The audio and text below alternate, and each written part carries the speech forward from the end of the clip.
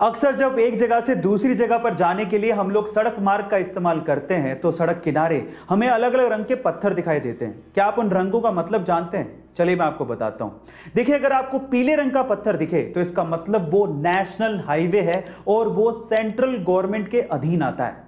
इसके अलावा जब आपको ग्रीन कलर का पत्थर दिखे तो इसका मतलब वो स्टेट हाईवे है और वो स्टेट गवर्नमेंट के अधीन आता है।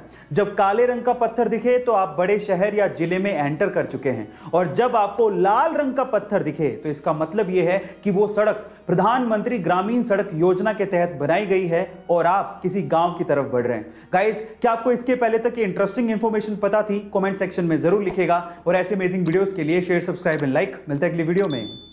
जो लोग प्राइवेट कंपनियों में काम करते हैं वो प्राइवेट कंपनियां उन लोगों को तभी तक ही सैलरी देती है जब तक वो वहां पे एम्प्लॉय हैं, जिंदा हैं और काम कर रहे हैं। लेकिन गूगल में ऐसा नहीं होता।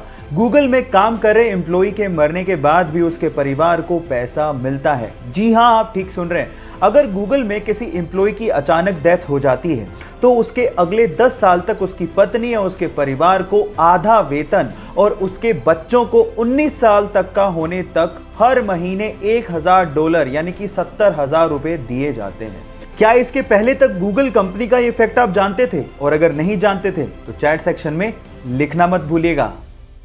छुट्टियां किसे अच्छी नहीं लगती और छुट्टियां होनी भी चाहिए जिससे हमारी वर्क एफिशिएंसी इंक्रीज होती है।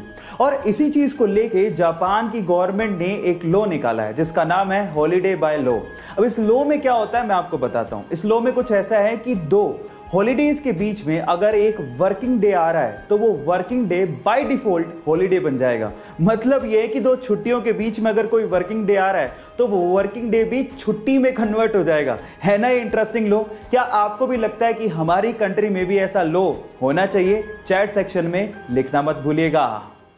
गाइस, इंडोनेशिया में चावल यानी कि राइस की खेती करने के लिए वो लोग राइस फिश टेक्निक का इस्तेमाल करते हैं। अब ये क्या है?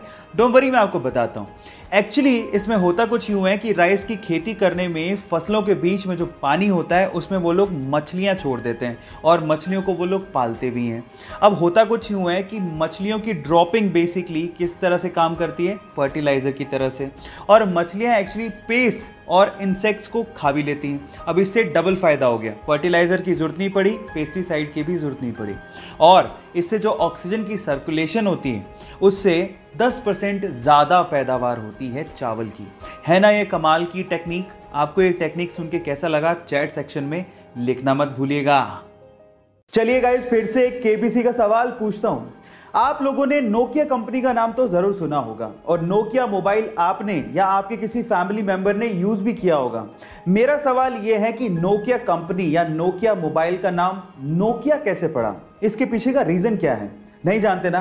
तो चलिए मैं आपको बताता हूं। इसके पीछे का रीजन ये है कि नोकिया फिनलैंड का एक शहर है और ये वही शहर है जहां पर नोकिया के मोबाइल बनाए जाते हैं। इनफैक्ट नोकिया शहर की वजह से नोकिया कंपनी या नोकिया मोबाइल का नाम नोकिया पड़ा।